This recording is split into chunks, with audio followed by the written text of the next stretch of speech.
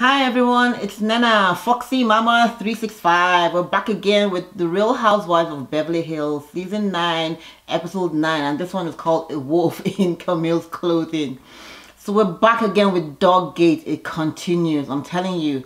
9 episodes in and we're still talking about Dog Gate. I'm so done with it. Why are we still talking about this? Where's the meat?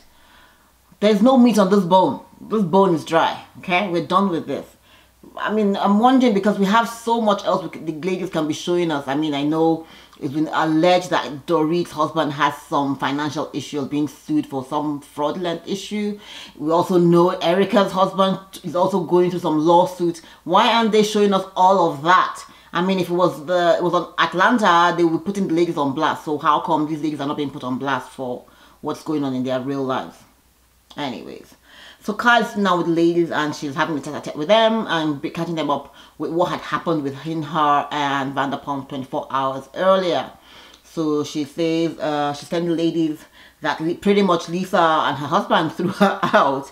So she feels like Lisa expects her to defend her and she's not really sure she can keep defending her after everything that has gone down. And the other ladies are like, no, Lisa should, actually show up and defend herself. And Erica, of course, chimes in and says, no, that's not friendship, that's bullshit. Shut up, Erica, shut the heck up. Ugh, I'm so done with Erica being a mean girl. Why are we still on Dog Gate? Ugh, anyways, moving right along. LVP is talking with her husband and she has the gentleman from the Pacific kitchen coming in to show her some stuff. With regards, she's trying to get her kitchen all done up and trying to get all the black hardcore where she had the marble and all of that and trying to change it into something nice and white and bright, kind of to cheer her up, and she's very happy. She's over her budget by 30% and her husband Ken is like, yeah, I figured that it was going to be something like that, so we'll see. So she's also talking about the relationship and she's reliving the whole thing. And she's thinking she probably needs to reevaluate her relationship with Kyle. And she's thinking, why would someone say you love me and meanwhile you can't defend me? Or you think I'm a liar, you think I'm a bad person, I don't have integrity. So why do you want to love or be friends with that person? We also see Kyle with her husband. They're on a date and she's telling her husband, catching him up. And he's like, okay, you know what? Hold on before we get there. The cheese, they had this big dish of cheese. It was like a big whole like pound of cheese and then they're rolling the pasta in it. And she asked the gentleman, the chef, how much the whole pound of cheese cost. And he was like about $3,000 a pound.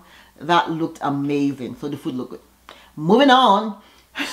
So she's talking with her husband Mauricio and she's telling him what happened. And he's telling her, well, she should have defended Vanderpump. However, he felt Vanderpump and Ken were wrong to have thrown Kyle out of their house. That wasn't right. He shouldn't have spoken to her that way. And I agree with that.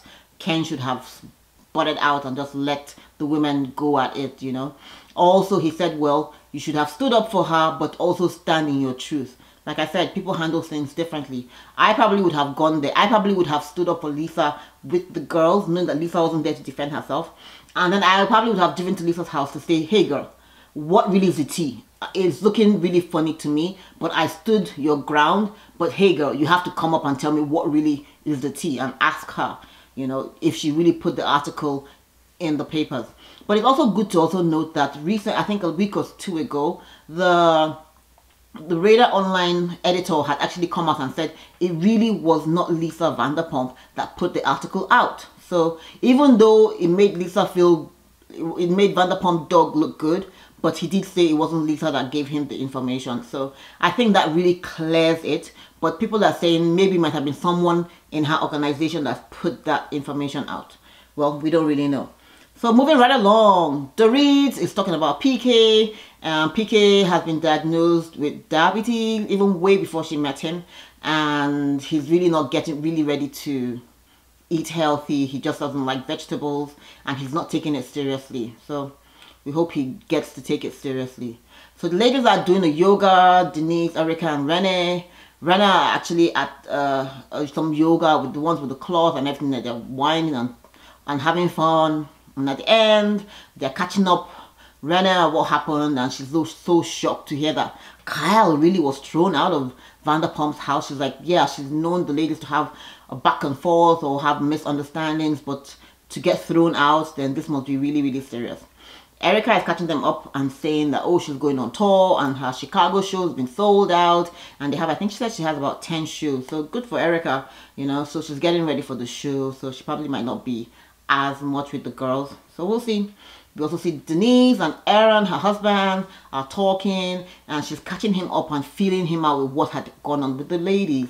And he's a good soundboard for her. And she's saying she believes that Vanderpump hands might be dirty, you know, and she's like really worried as to, you know, she really feels Vanderpump has always been nice to her, so she doesn't know, you know, but she's like, she really plays dirty, and how is she going to handle it, you know. And her husband is like, well, you have to just be true to yourself. She said she's played with the dirt before, with someone has done something dodgy to her before, and she was quiet. But amongst these girls, girl, you better speak up. And she says, yep, she's going to be fighting fire for fire. So we'll see if that ever happens. So the ladies meet up for dinner also. But Denise is meeting up with Vanderpump. She's been invited to Vanderpump's birthday party. So she's assuming that she's having drinks with Vanderpump before the birthday party. So she gets there on time at about 7:02 or something like that. And she's kept waiting for like almost 40-50 minutes before Vanderpump and Ken actually show up. And she's like, oh, they are. She's feeling very uncomfortable. She's like, uh-oh. But before this, in the car ride over to Vanderpump's birthday party, which is holding at Tom Tom's, her diner, we also hear Kyle talking with Denise and Kyle saying, oh, you were invited? Oh, okay, cool. But are you going to try to, you know, be a bridge? And I don't know why she's trying to throw Kyle to do this. Kyle shouldn't be doing this, shouldn't be telling Denise to do this, because it's just going to cause friction again. So if Denise is smart, she'll be like, I will bring it up, but I'm not going to get my feet wet with this. You guys should handle your stuff. I'm good with her. I'm good with her. Of course, the other ladies are all meeting up, and they're all like, oh, how come Denise, who has just been friends with LVP for what, 2 seconds, gets invited, and they that have been her friends and people that don't even have issues with her were not invited? Well, you know what, girls? It's because you guys have such shitty energy every time you guys are around her. And Kyle has also mentioned to LVP that you guys have been talking all kinds of shit about her and saying that you all believe that she was the one that planted the story on Vander Online. Remember that, ladies? So I don't know why you guys are expecting to be invited to the party. Any which ways, Denise eventually meets up with LVP. She's got her friends, her families, and her kids are there, and they have a beautiful cake, and she's having fun, and some guys that are like half cloth or something, they look good, and she's just enjoying herself. And Denise just spends a little while, gives her the gifts, and heads back to the ladies. Cool for her. Now, before all of this, Renee is also telling Teddy about what happened, that she posted a birthday message to Lisa, and she showed cupcakes on the picture, and on the picture the cupcakes actually had pills. Now she's taking us back to, I think, last season, where she had the pill bag, or 2 seasons ago actually, where she had the pill bag, and everybody was like, oh, why are you carrying all these pill bags around? And it kind of became a joke that, oh, maybe she was, you know, on pills or something. But eventually she was like, no, I'm not doing pills, I'm not doing drugs. So unfortunately it was seen to be in bad taste, because Lisa's brother apparently had died from an overdose of drugs. So people were like, no, that's not even remotely funny. And she says, no, she didn't mean it like that. She lost a sister to drug overdose, so she would never play with that. But darling Renee, you did put that out into the universe, meant to be a joke. So you did joke about it, even though you did not think, you probably shouldn't have. It's just was in poor taste, in my opinion. Anyways, so Denise comes over with the ladies, and they're quizzing her and asking her how it went, and she's like, oh girl, we only talked about a minute or two, you know, her guests were there, so it wasn't really the appropriate time to bring up, you know, the situation. Of course, the girls are all like, yo, what happened? Did she talk about us? And then she's like, no.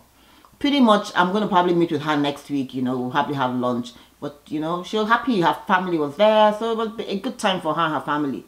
pretty much this episode was really a bunch of rubbish. Moving right along.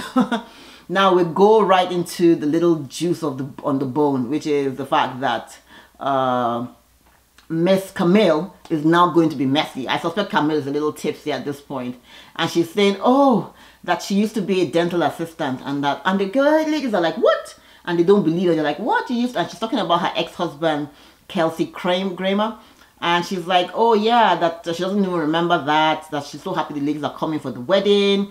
And of course, Miss Rana is like, iron side, iron hand, like, oh, but you invited Dorit, even though you said Dorit makes sure you don't really know what's going on with Dorit.